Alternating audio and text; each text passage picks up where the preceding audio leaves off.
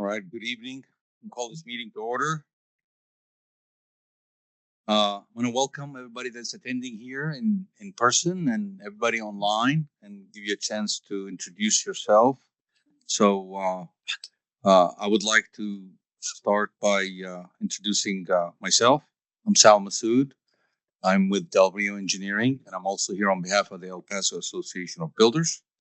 And I would like to ask the board members to introduce themselves. Hi, I'm Katie Kruthoft with the New Mexico Department of Agriculture, and I work with the Soil and Water Conservation Districts. Hello, my name is Blanca Trout. I am a community member from Canutillo ISD as well. I serve in the New Mexico Wetlands and also in the International Boundary Water Commission board member. Thank you. Okay, thank you very much. Now, is there anybody on the board is joining us online? Please introduce yourself. Good evening.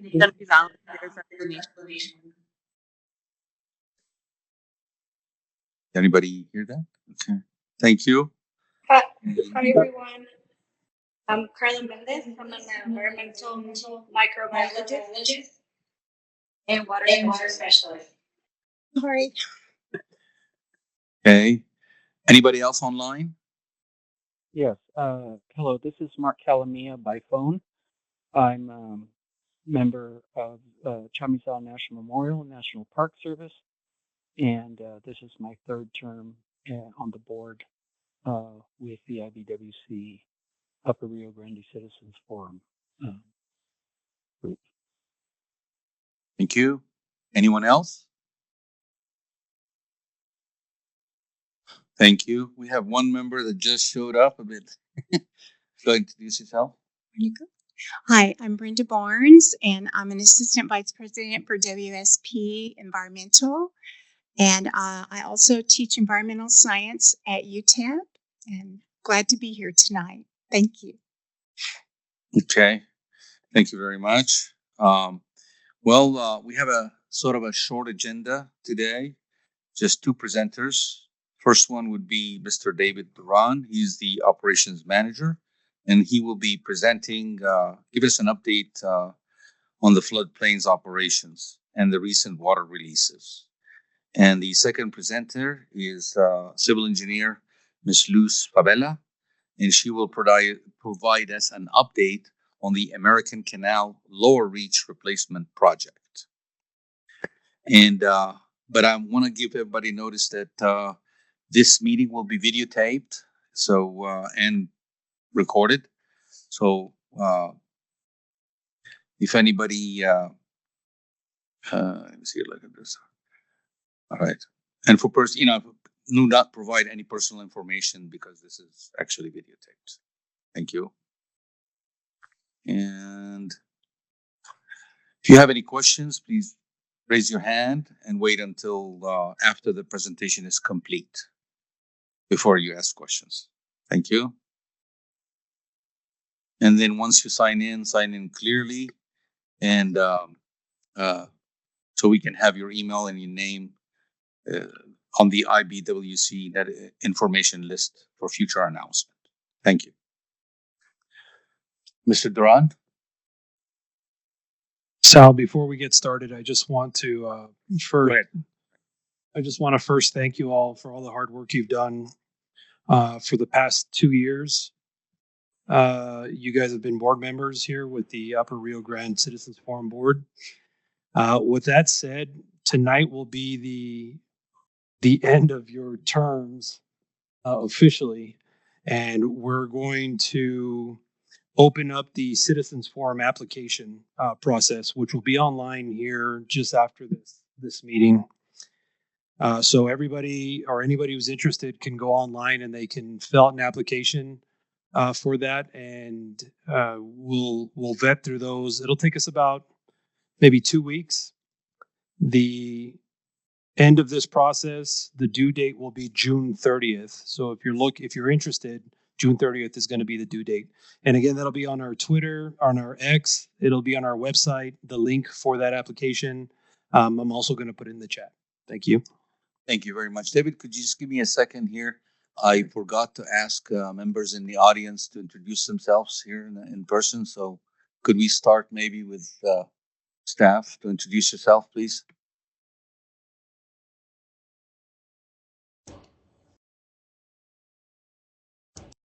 This is Yesenia Castro, civil engineer with IBWC. Great, thank you.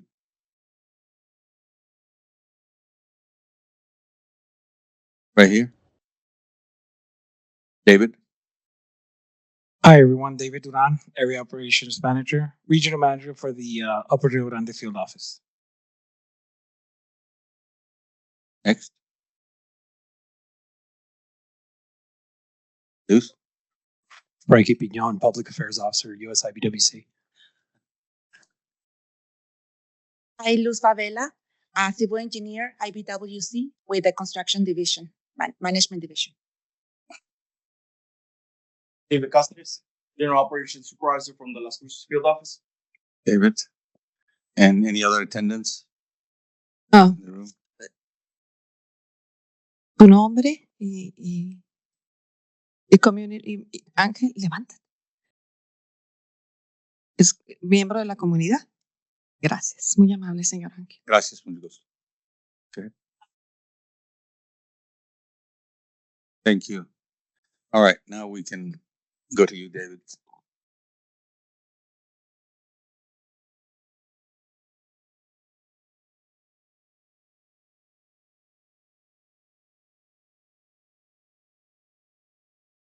Let me do it up here.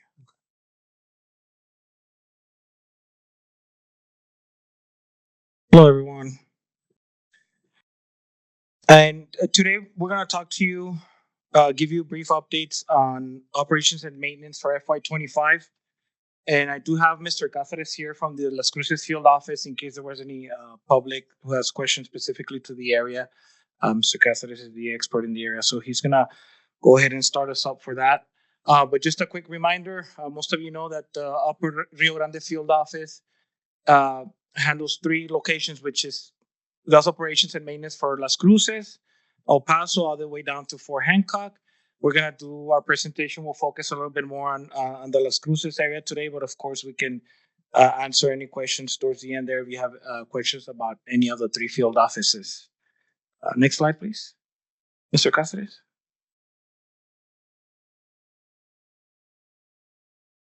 Good evening. My name is David Cáceres, and I run the Las Cruces section. Next slide, please.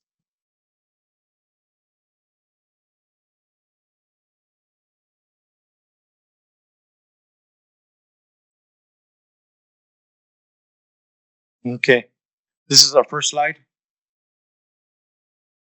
showing operations. This is some of the heavy equipment that we utilize to do our maintenance. Some is heavy, some is light. A backhoe, which shows where we're doing bank restoration. Erosion has gotten it, so what we're doing is we're filling it back in with some riprap. On top, we have a motor grader. This is utilized to perform levee maintenance, slope maintenance, just to keep our levees in drivable condition. Here we have a 980 front end loader. This is a pretty big front end loader. We utilize this to load trucks, push debris, load semis, just moves tons and tons of sediment at a time. Of course, our next slide shows when we started the sediment removal with a 621K scraper. We were in the riverbed. Can you go back? There we go. As you can see, we're in the riverbed there. There is water in there. We removed that island that is to the right-hand side. Was a total of 66,000 cubic yards. Okay. Next slide. This is a not so fun project. This is debris removal. Many times we have individuals that go and dump stuff. some of the stuff is people at the homesteaders. As you can see on the first slide to the right, we're tearing down someone's abandoned encampment. And then to the left is some more debris, mattresses and blankets, which were also left out there on the floodway. And in the center is just somebody decided to dump that grocery cart. Next slide. And irrigation season. Irrigation season started. It also started for us. We apply for the water just like the farmers do. We're cleaning our ditches, our head walls, so that we can receive the water. We irrigate the restoration sites. We have a total of 5 restoration sites that we irrigate. And this is just a couple of photos that we took at one, which is at Wasteway 8, the tail end of the Leesburg lateral. Next slide. First day of water. You notice that scraper was in that river removing that island. Well, this photo is taken from the same location, and that's after water. The whole island was removed. Next slide. All right. Any questions for the Las Cruces area? If not, I'll move on to briefly go over the. Go ahead. Mr. Chair, I do have a question for Mr. Cázares. Thank you. Mr. Cázares, I noticed that we are facing a lot of problem to remove kind of trash and all kinds of things that is in the irrigation ditch. My question that you're facing that, what is the process?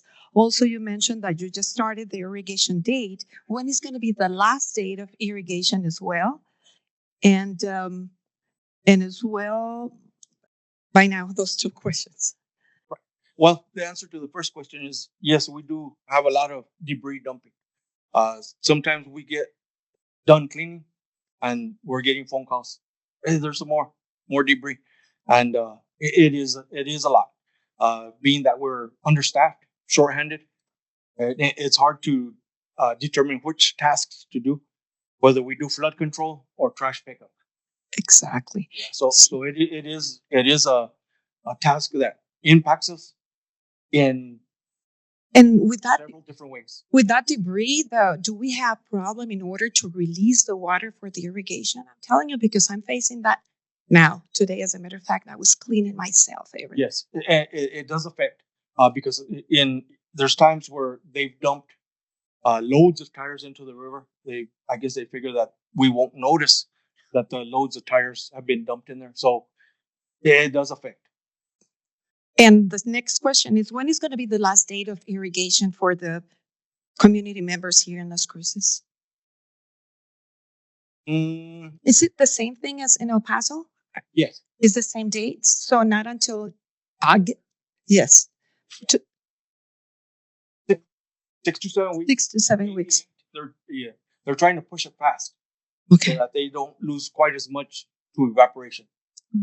And I just wanted to ask this just in case the community members are well informed.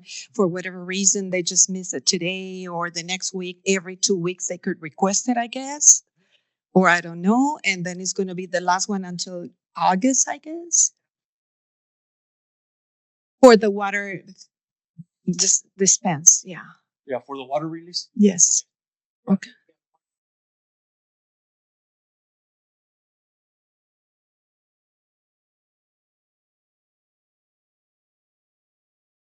Right. But it's a short water season. Short water season this time. So it's good to know this because the community, we're trusting, no, maybe not now. I'm going to request the next month or guess what? It's a short time. This, Okay, good to know. So the people, just to clarify this, we have how many more months? No, more like 7 weeks. Oh, 7 Even weeks? 2 full months, I believe. But we can get you an exact date on that. Yes, Mr. Duran, if you don't mind, Yes. please, because we have a lot of questions over there. I just wanted to know if it's the same thing from here in El Paso, and when is going to be the last times when the people they could request their irrigation. Absolutely. And irrigation questions, EBID would probably be the best to answer that, or the irrigation district. Irrigation district. WID, yeah.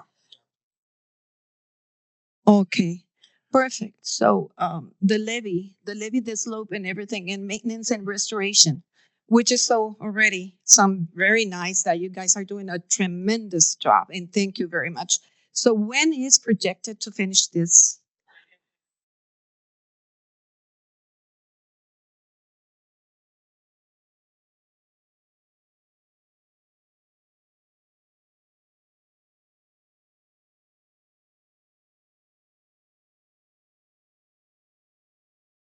It's never ending. And to your point, and Yes. Mr. Cáceres, we do have approximately 274 miles of levees repairs that we do on a yearly basis, right? And our goal is to inspect and repair those completely every year. But to Mr. Cáceres' point, if we get a heavy rain event or ATVs, we might do it twice or 3 times a year, depending on the circumstances. So, but about 274 miles of it. Okay, I think that's it, Mr. Cáceres. Thank you very much. I really appreciate your hard work. Thank you. Thank you, Mr. Cáceres. Yes, Mr. Cáceres and his team, it's a small group, but they do a lot. They cover a huge areas where they do levee repairs, devegetation and sediment removal, just like the other field offices. American Dam does the same thing. If we can go back to the American Dam slide, please, where we left off on the PowerPoint. There you go. Thank you. And go to the next slide, please. So the next slide, please. So the field offices change from. We can go back one, please. They do differ a little bit from mission to mission, right? They do have a little bit of a difference in geographical areas and the things they have to attend to.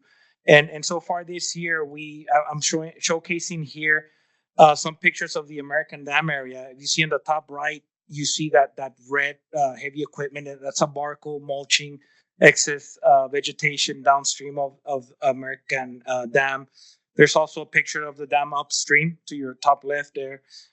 And then on the bottom left, you get to see our staff coordinating with boots on the ground out there, whether it's National Guard or whoever's out there, trying to coordinate the work out there. The flood prevention work doesn't stop, right? So there's cases where we coordinate with them if we need to get access at certain locations. We're in constant communication to make sure that we continue to do our mission, and whether it's sediment removal or cut down excess vegetation. Now, on the American Dam, they also do the water deliveries. They do open gate number 1 at the dam to deliver waters to Mexico. So they already started doing that on a 24/7 basis. So our staff is readily available to assist with those water deliveries and make sure that Mexico gets its share, and then the Texas irrigators at American Dam get their share as well. If we go to the next slide, please. I will be talking about Fort Hancock briefly. And go to the next slide, please. Now, at Fort Hancock, as you can see on the top left there, they also have barriers. In this case, those are called Normandy barriers down there. And again, when they were placing those in, our feedback from our supervisor in the area, from us at operations and maintenance, we do communicate with them to let them know how maybe welding those wouldn't be such a good idea in case we needed to get access at different points. So at the end of the day, we're in constant oversight as to how we're going to get in there and do the job, right? Whether there's barriers there or not, we're always coordinating with them to get access. And the rest are just some of the pictures of the work they do throughout the field offices, but these are specific for Fort Hancock for mowing, levee grading, and removing sediment from the river. Go to the next slide, please. So, and I wanted to end up with going over our production numbers so you guys can get an idea. But so far this year, fiscal year to date, FY25 numbers, our sediment removal from the river We're at about 164,000 of the goal to be met, which is 275. We're not quite there yet, but we're getting close. Now that water has been released up here, we're gonna focus downstream of our diversion dam, south of downstream of International Dam and in the Fort Hancock area. We're confident that we're gonna meet our goal and more than likely surpass it like we did last year. Along that point, there are our no cost agreements have been very helpful because once we get that sediment out, what do we do with it? We need to dispose of it. So our disposal numbers up to this year to date is 104,000 cubic yards disposed of, right? Moved away from the floodplain, from the river. Sometimes we do have to stockpile it until we find a low-lying area, a farmer, a land developer, somebody that needs that land, and it's free to the public. So we do have our QR code there, and we advertise it every time we can. It's on our website, through Twitter. We're trying to promote that, but it's been successful, and we do have a list of potential clients that want dirt that we're gonna start serving right now that we stopped working on sediment removal from the river because of the water season. Gives us time to jump and assist some of these potential customers that have signed up for the no cost agreement. So there's the QR code. If anyone is interested, you can scan it with your phone. Some of the other measures we have yearly on production numbers for O&M is vegetation, mulching, and mowing. The areas we have available, it's about 6,200 acres. That's minus the no-mow zone areas that have been assigned. But pretty much those areas, same thing. Sometimes we have to go in there more than once because of the heavy rains, etc. And year to date, yeah, we've covered 4,900 acres of it. And the last item there, I have levee grading and repairs out of the 274 miles that we talked about earlier. The team has worked on 209 miles of it. And of course, from here to September, we have plenty of time to meet the goals for the entire URG. These are numbers for all three field offices. And I think that's all I have. Go to the next slide. Yes. Do you guys have any questions for me? Thank you, David. Yeah, if anybody has any question, I do have one question, just a clarification. You said you have 104,000 cubic yards of disposal. Does that mean disposal to clients or just stockpiling? No, that the 104,000 has already been delivered to either farmers, clients, potential. Yeah, no, that number has already been delivered. Stockpiled, we do have, I don't know, at least another 100,000. It's throughout the floodplain. Yeah, I was way off on that one. So throughout the floodplain, we do have stockpiles, but at least on a yearly basis, we do want to at least try to remove what we get out, right? And then in future projects, go out. Tell me that there's something amiss with the delivery. Maybe you should get 2 more trucks. Yes, actually, we are awaiting delivery of 4 dump trucks, and we have order additional dump trucks with this fiscal year's monies as well. But the ones we're receiving have already been ordered last year. It's just the delivery took a little bit longer than we expected. Fantastic. Anybody else has any questions? There's a question online, Mark Calamia. Go ahead, Mark. Yes. I just want to ask you what the procedure is for delivering the sediment. Do the clients come and pick it up, or do you actually deliver it to their companies or residents?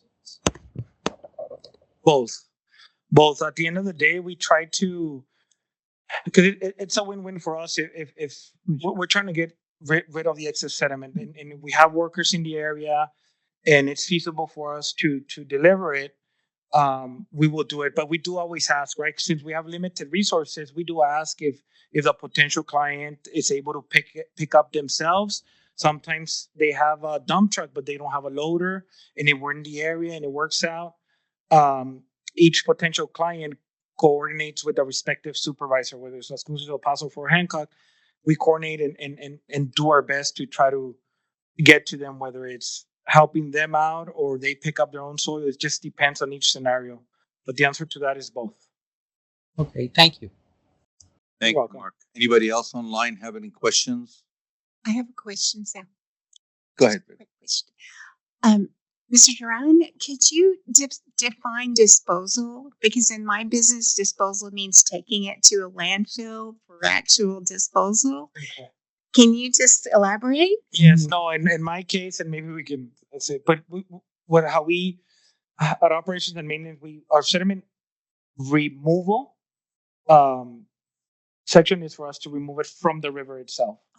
And typically we stockpile on the floodplain if we don't have a site readily available.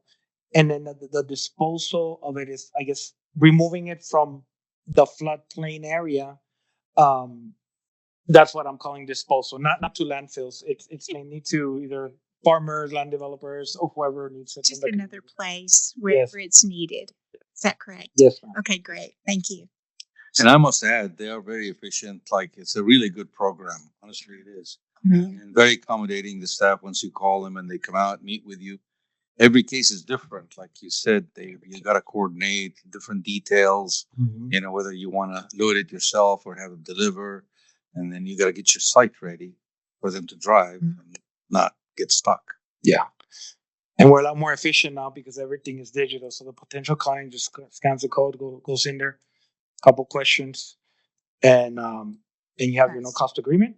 You get the call from the supervisor, and like Mr. Masood says, we try to do it as efficient as possible. That is correct. Actually, I have one more question. How far north along the river do you all go with your sediments? How far north, or how far? Well, I guess what is your jurisdiction? Like, so we go up to in our. So Las Cruces field office would take the furthest north area. I guess the question was Brenda saying, it's like the area where we are bordering Mexico, where the half of the river is the international border. Can you work on the Mexican side and dredge that side as well? Yes. We have commission cars that allow us to do that per treaty. So Mexico does that to themselves. that's part of it. And the material that you have, is it mostly fine grained sand, silt, clay? Do you have any a variety of materials? I think it differs a lot. Up here, what would you say, Mr. Casares? Up here is mostly what is it?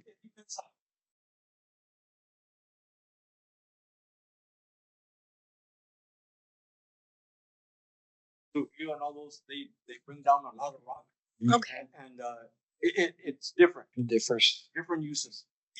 Can I talk to you afterwards about that? Absolutely. Yes. Thank you.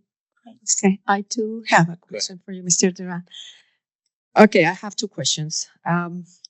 Let's continue with the sediment as well. Absolutely. Besides the removal, and you have potential customers maybe, what is this sediment good for? Is it good besides the agriculture for construction? Who else can use this sediment? Because it differs from different areas, and I'll let Mr.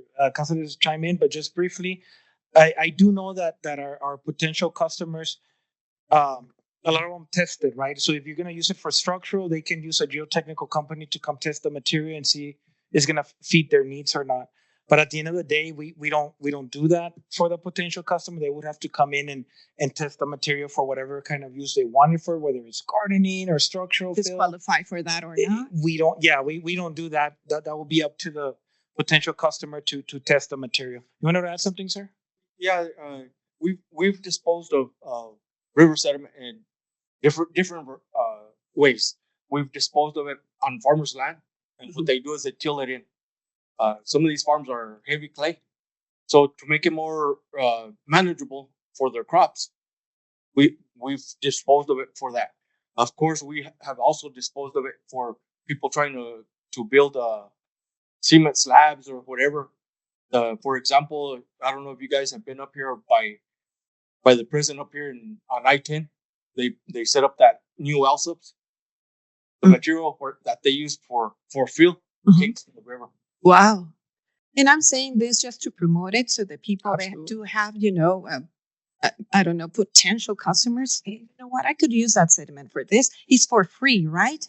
So they could always come and get wherever they want to get. What do we need to get rid of it? Much Because as you want. I think it's every year you guys is like a non-ending program and always removing the sediment, right? That's what I know. Okay, thank you very much. And the next question is the levee repair. So you already guys repaired 209 miles, right? For year to today. Thank you very much. Very close to the goal, 274. So this one is, what are the locations where you guys do this job? And I mean, and we can probably get you a list of that, but it pretty much covers the entire area from Percha Dam all the way down to Fort Hancock. We go, if you're interested in the facilities in the Las Cruces area, do you want to talk about? Yeah, what we do is we'll start in one end, and then we'll go all the way down. Anything in between that needs to be redone. Maybe there's more farmers in the area. Maybe there's more people joyriding or whatever. We'll come back to specific areas, but we try to address the whole thing throughout the whole year. Okay. And do we do something in the Elephant Butte as well? Is in our juice direction? Too far up. Oh, too far. Okay. I think that's it. Thank you very much, gentlemen. Thank you. Thank you. Thank you so much. Anybody else have any questions? Okay. I Say do. what? I have my hand raised. Okay, go ahead. Okay. Hi, this is Yesenia with IBWC. So I presented on the sediment management program at the last forum, and with respect to what it can be used for, that's actually a big part of the program. And I'm in the process of talking to different people to see who can actually use sediment. I attended a technical panel, and the engineers were a little stumped on the use of sediment. I'm in the middle of talking with Job to see if they have any use for it. So we have a site visit pending. And then I've also been in touch with the state engineer's office in Santa Fe to see if there's any use for it. So, and yes, so your promoting it is very helpful. I just wanted to add that.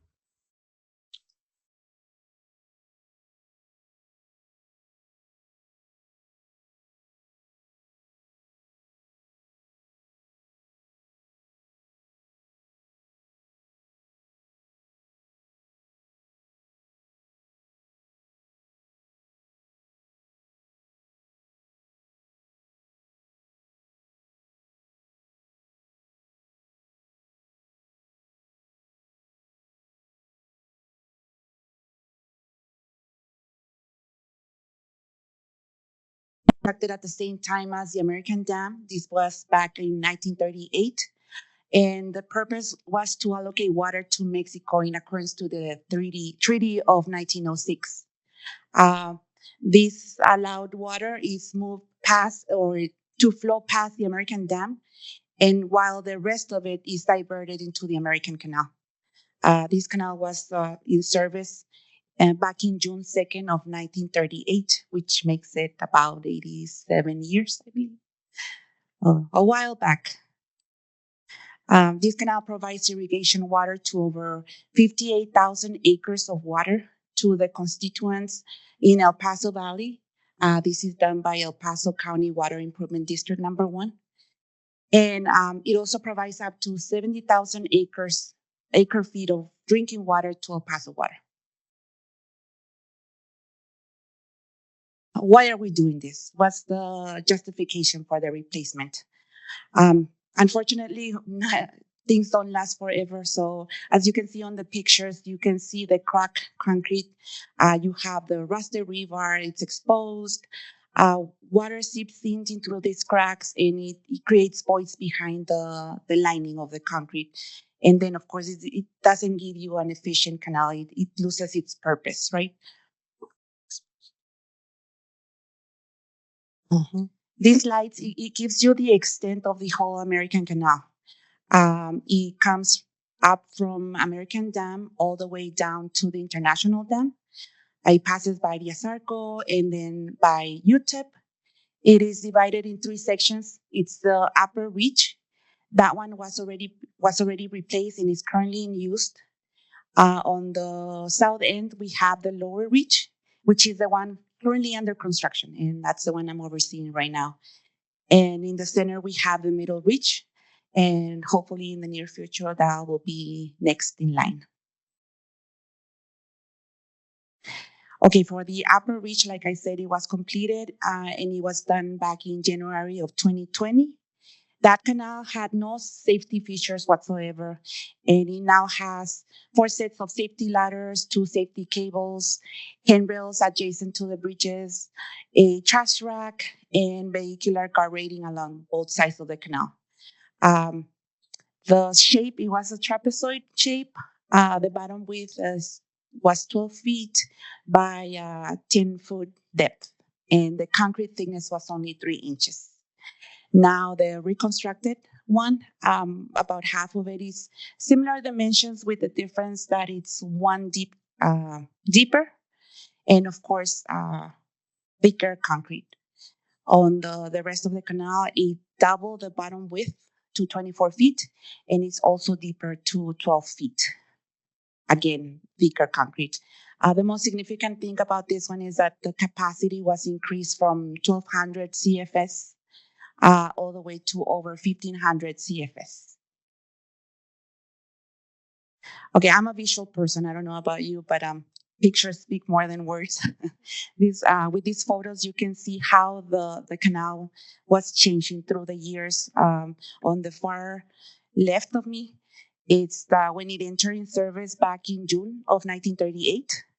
Then 76 years later, on April of 2014, that's the thinner one.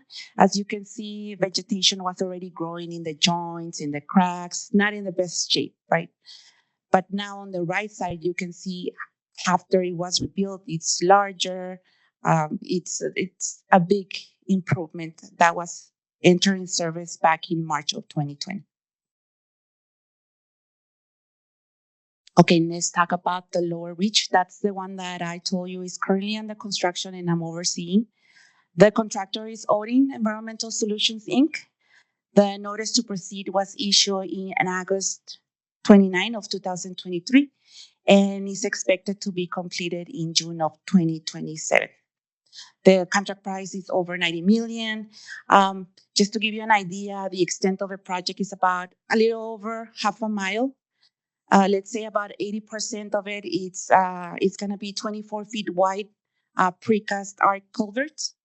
And the rest of it, it's going to be 24 feet wide by 15 feet deep U channels. It's going to have 2 ramps for OMD for them to enter safely into the canal and do the maintenance in it. And then it's also going to have safety ladders, safety cables, and 1,600 linear feet of handrails around the U channel.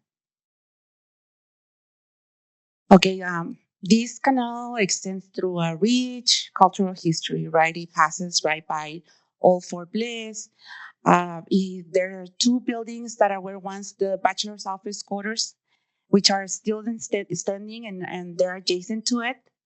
At some point, it's also near where Juan Oñate crossed the Rio Grande in 1598.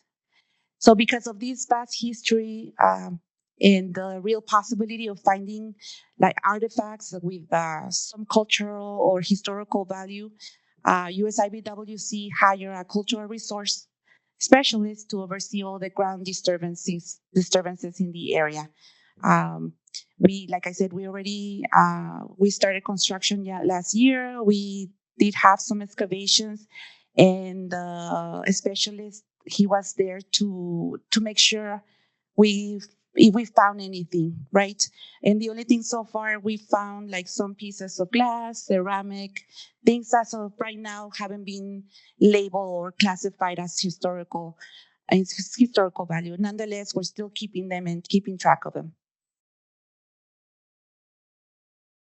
Okay, this slide, it gives you the extent of the lower reach section. The challenges in this project is that most of the construction can only be done during the non-irrigation periods, right?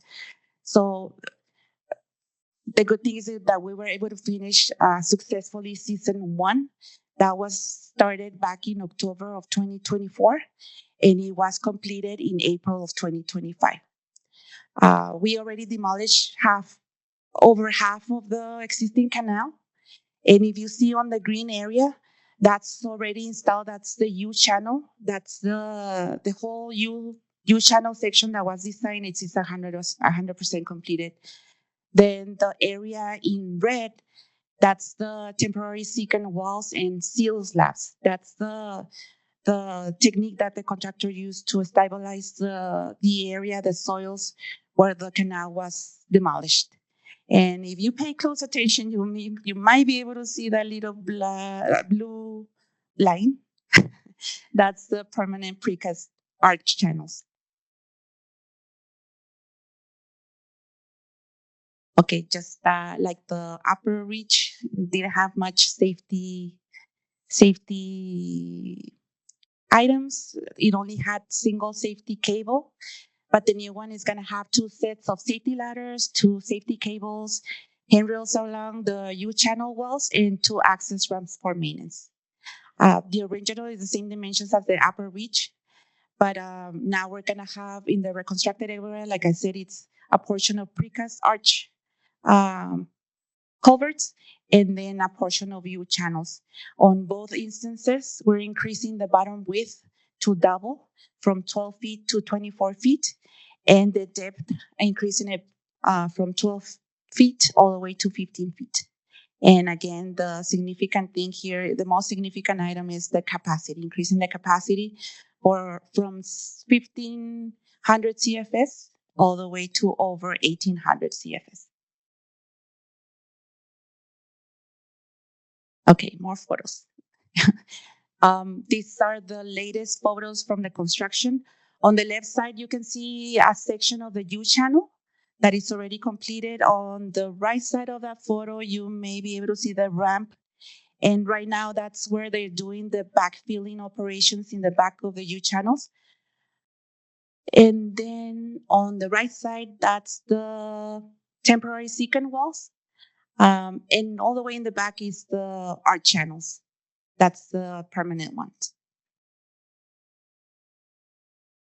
This is just to give you an idea of the magnitude. That little blue dot at the previous slides, and then the one on the previous pictures, the precast culverts in the back, those are the ones that we were talking about, and that's going to be extending to 2,500 feet downstream from Paisano, forming the closed culvert. It's not that little as we thought. Next slide, please. Okay, and last but not least, we have the middle reach. That's the section that is going to be pending as of now. But when we do get to that point, there are some challenges that we need to consider. It is a narrow work area that is going to be between the railroad tracks and Paisano Drive. And we are aware that we have contaminated soils in that area and groundwater as well. And that concludes my presentation. Does anybody have any questions regarding the American Canal? Thank you, Luz, very much. Yes, indeed. If anybody has any questions, I do have a very quick one. That slide that you showed that covered Yes. precast concrete, is that inverted channel, or is it actually you gonna cover the channel? It's a covered channel. And we do have an invert, of course, to let the water flow. Is that for safety or is it for evaporation? I believe it's mostly for safety, but I mean, at the end of the day, it acts for both. Thank you. Anybody else has any questions here in the room? To that.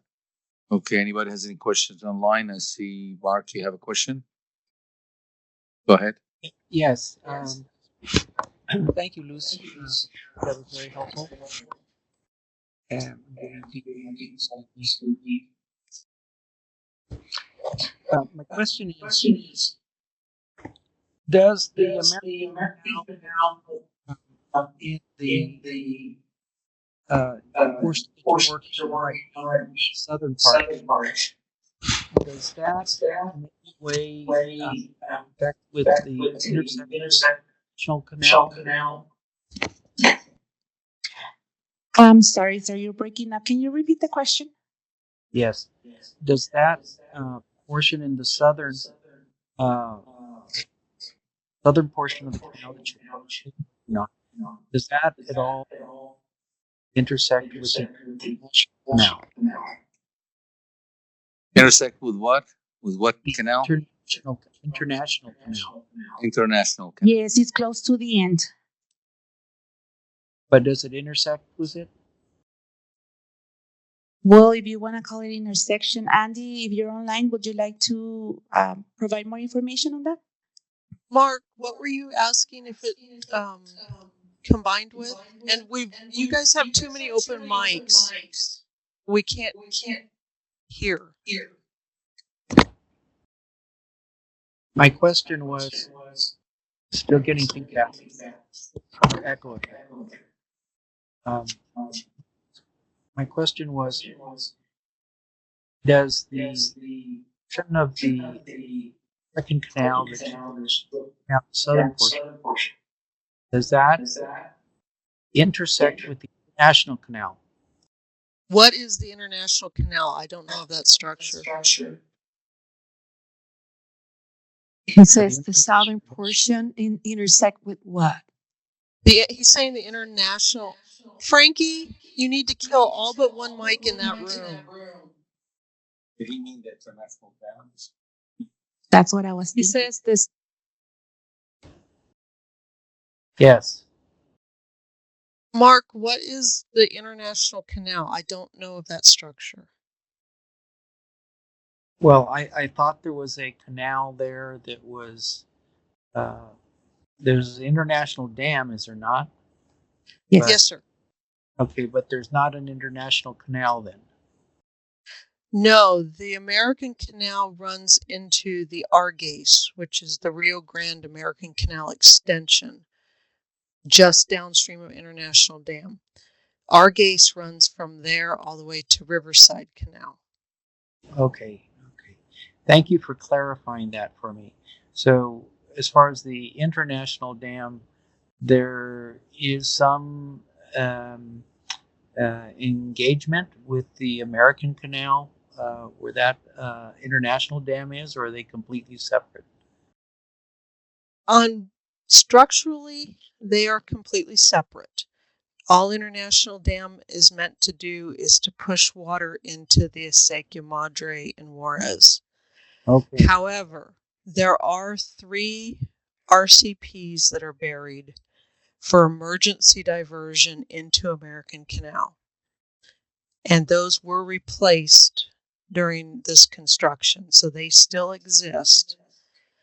That if something happened at American Dam and we could not divert U.S. irrigation water at American Dam, we could take it at International into the canal. Okay. Thank you very much. Thank you, Mark. Anyone else online has any questions?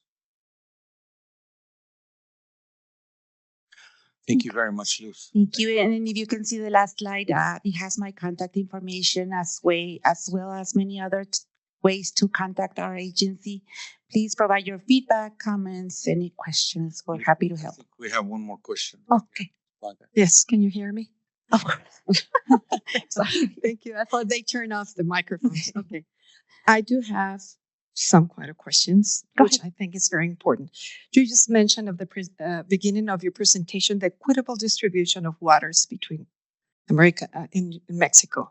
Correct. That we have already 58,130 acres of water district, right? Correct. Okay, now. But that's not for Mexico. That's distributed to the American Canal for EP1. Yeah, my question goes to this. How can we know how much water we distribute to Mexico? How many acres we already distribute? How do you measure? And I think it's important information that we need to know. That's not part of my division. Nonetheless, I understand water accounting might be able to answer that question. I know they do track I'm that. asking you this because a lot of people is asking me, okay, you guys have your water. We wanted to know how much water you guys distribute to Mexico. I know there's a treaty at the beginning of 18 something that it was signed by the President Roosevelt, I guess. I just wanted to know, how can we measure the water that it goes to Mexico? This is Andrea online. David, do you want to explain what you do at American Dam? Thank you. Per treaty, we distribute water to Mexico depending on the water availability. Like this year, there was a lot less water. So, and for the treaty, we do have monthly meetings with Mexico with water coming in, getting the irrigators, Mexico's in there. So per treaty, the waters are distributed. And to your question, how is it measured? We do have gauging stations throughout the river. And even in that area, in the American Dam area, we do have several gauging stations upstream and downstream. They're constantly, measuring the water being delivered to Mexico. Mexico conducts their own measurements as well, and then they combine numbers to make sure that the numbers are accurate on both sides. So typically here on the distribution of waters in this area, that I know of, it hasn't really been a problem as far as the deliveries. They've matched the treaty. Okay. And again, it's based on water availability as to what they get. But how we measure it is gauging stations throughout the river, throughout the entire. And is this seasonal or during the whole year or certain time of the year? Mainly seasonal. The water. They're pretty much measuring more constantly. Water's here, but I know that when they hold water, they retain it upstream, and there's no water flowing in the river. I know in the meantime they may do some maintenance on their gauging stations, but it's mainly seasonal as far as I'm concerned. Just based on the availability of water flow, it should be seasonal. Seasonal. Okay. Thank you so much. Thank you so much. I do have another question for you. Please. You just say almost by the end of your presentation as well that we have some contaminated soil. Correct. Right? What kind of contaminations we have there? And my question is, the vegetation as well that is growing vegetation. Is there any contamination as well? I'm kind of worried about the blue algae and E. coli. What else we have? I don't believe it's that type of contamination. It's just because of the vicinity of with the plant Asarco.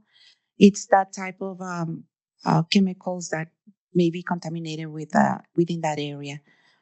Specifically on the chemicals, I don't have that information with me, but as of now, I know it would be underground water, not from the canal, not running through the canal. Is my understanding. So the chemicals coming from the underground, or someone who's going dumping, or it's because of the vicinity with the Asarco plant. Oh, of how many years was running. And also, maybe it's not your department or not, but I would like to know, like in the vegetation growing, I know right now in a lot of areas, there's a lot of concern about the blue algae. I just wanted to know if we have something like that here in the river.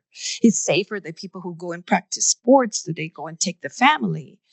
What I can explain as far as the construction, we pay attention to the materials that we're using for the construction.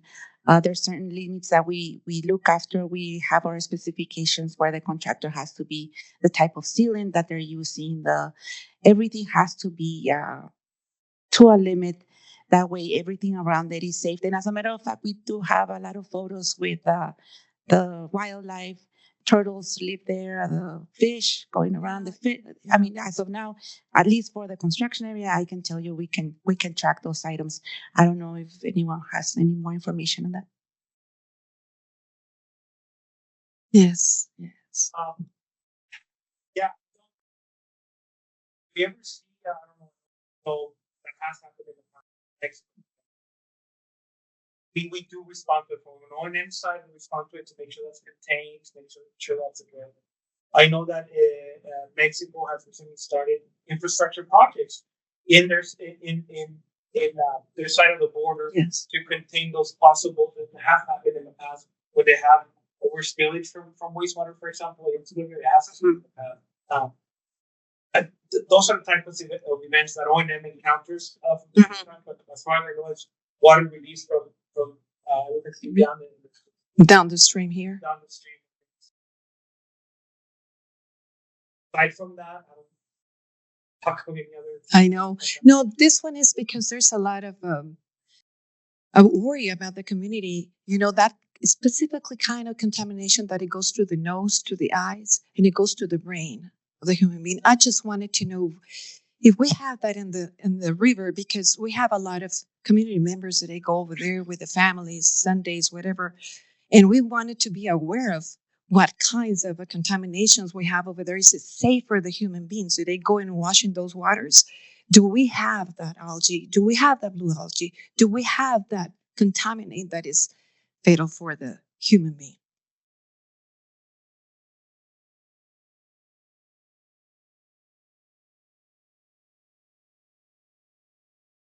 This is Ramon Macias, principal engineer for the engineering department. I may be able to add a little bit on that.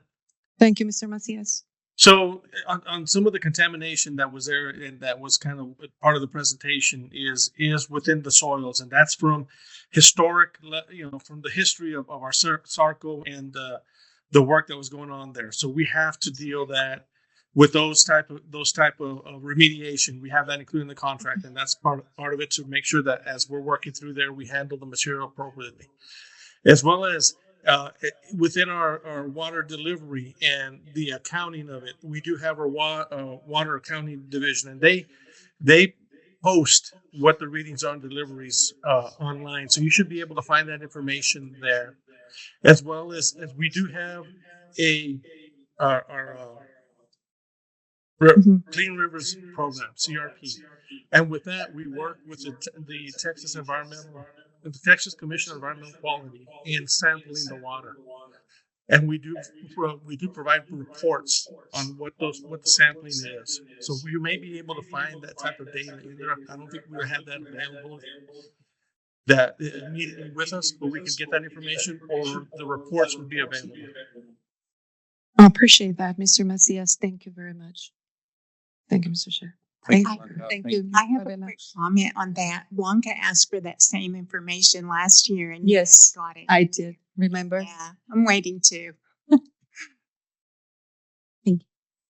I guess maybe for our next meeting, we could make a pointed request to add that item to find out more data about what sort of contamination that would lead to what is called the blue algae. The blue algae and the contaminants that we exactly have, E. coli, and all that stuff. You know what I'm saying? Got to be safe for the human being. That if we don't post that information, the people they don't know, and I think we have certain responsibility to put aware the community they need. I mean, that's correct. That'd be good information to have as part of this panel. Thank you so much.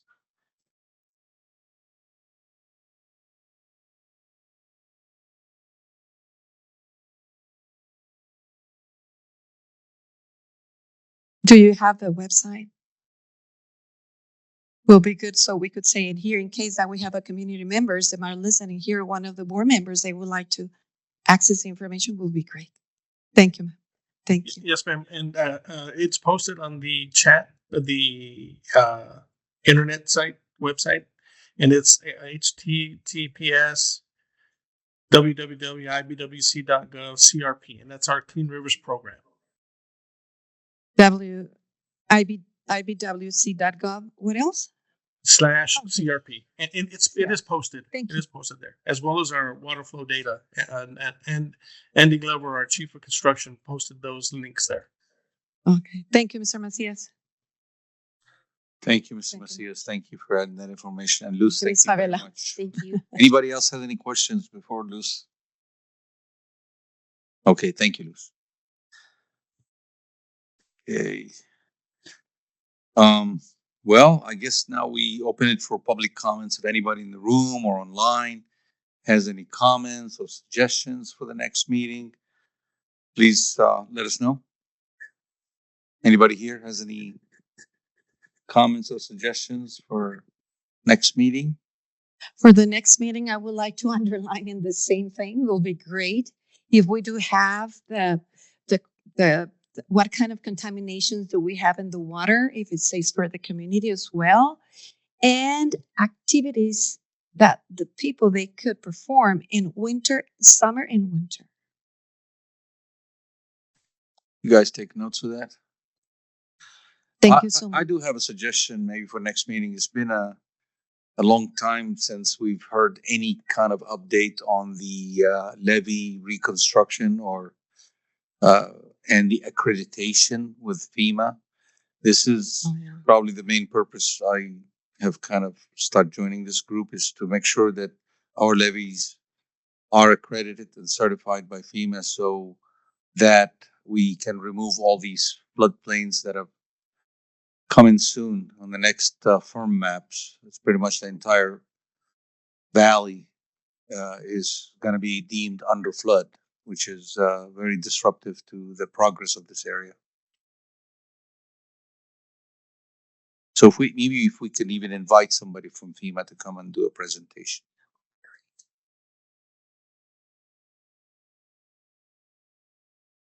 Have Mark have his hand raised. You have a suggestion, Mark? Go ahead. Yes, and I'm not sure if this is something that can be seriously considered, because it does focus more on the Mexican side. But it was mentioned this evening briefly, the Acequia Madre. I'd like to know more about that. There's some back. I don't know. Microphones are active there. Too many but I was hoping to hear maybe somebody talk about the Acequia Madre and some of the connector canals in Mexico that are fed from the Rio from time to time here, as it relates to those canals that we've talked about tonight here. I'm just wondering if that would be possible to do with either someone from the IBWC US side or IBWC Mexican side.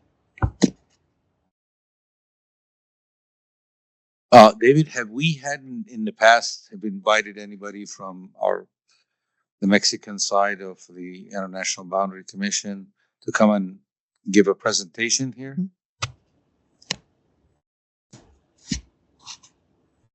Oh yes, from the water company. The water company. Yes, the water district.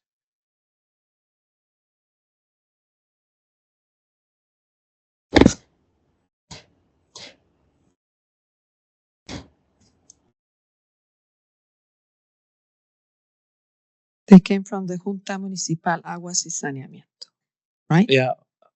Mark, I don't know if you were present at the last meeting where Sila or the Mexican water utilities presented. I think they talked about what you were asking about, their infrastructure that they're working on. I guess my question to you is: were you present at that meeting?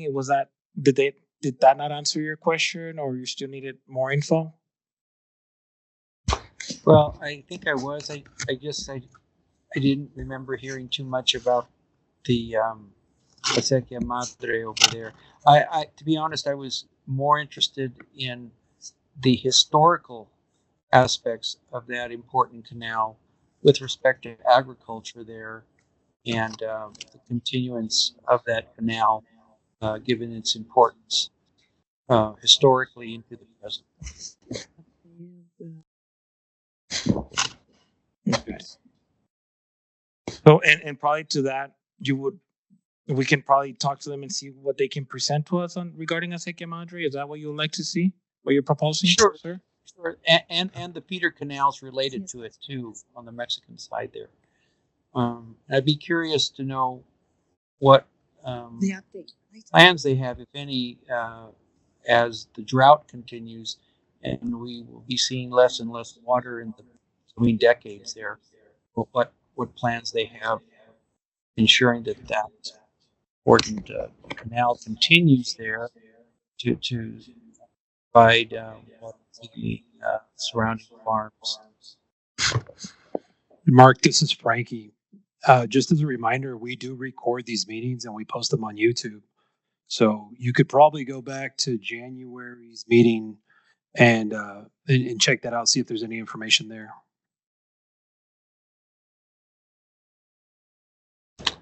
I will do that. And if the information I was seeking is not there, I'll let you know. Thank you. Thank you, Mark. Anyone else has any comments? If not, I'll open it. Yeah, go ahead. I was curious about the Wetlands restoration programs that you all had going on. It's been a while since we had an update on how that's going, if the areas are recovering, if they're being damaged by ATVs or anything like that. And I know we don't have unlimited time in their meetings, but we are interested. Are you saying you would like somebody to give us an update for next time? Yeah. Is that fair enough? That was West Wind Restoration. Is that what you're calling it? West Wind?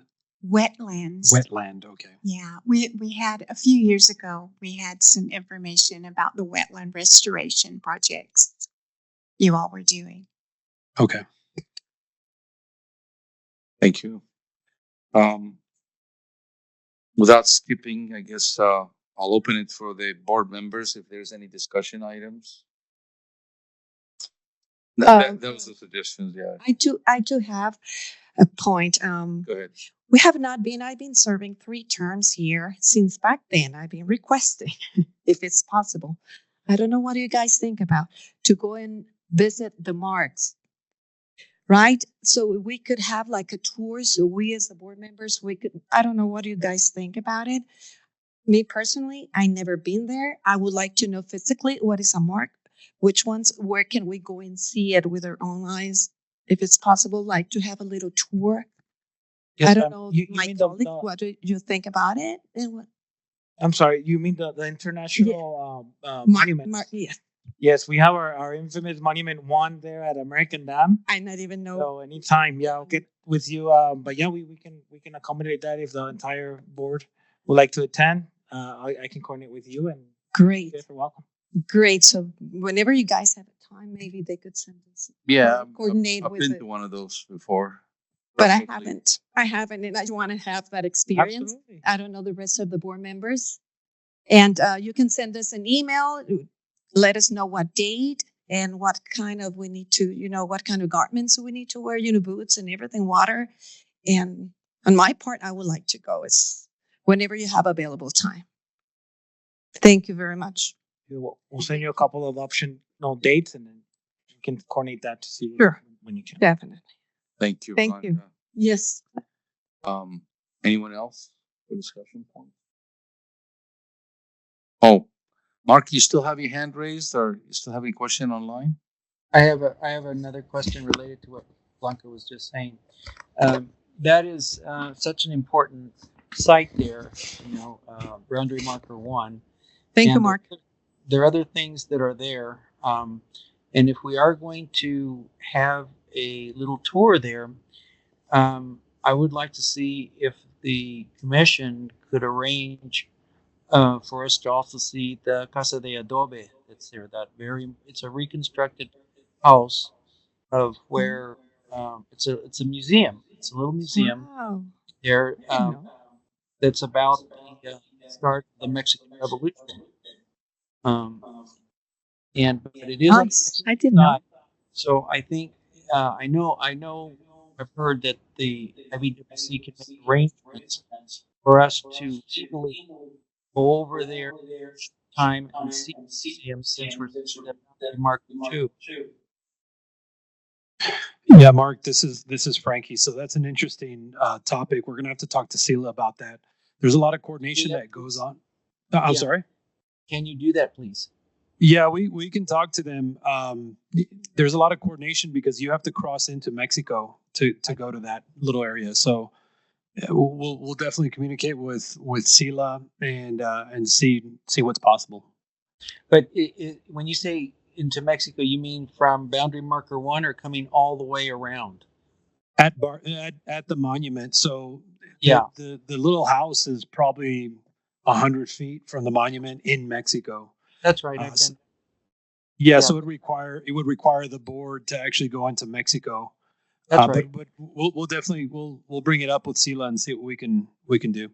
That would be great, since we're going to, if we go to boundary marker 1, it'd be great to see that. And then also, if somebody from SILA, from the Mexican side, can talk a little bit about the actual camp. There's still remnants of the camp where Madero and the others were right behind that. So that's a very significant site, not just in that area, but throughout Mexico and this side too. So it is the actual meeting where they started the Mexican Revolution. Okay, well, thank you very much.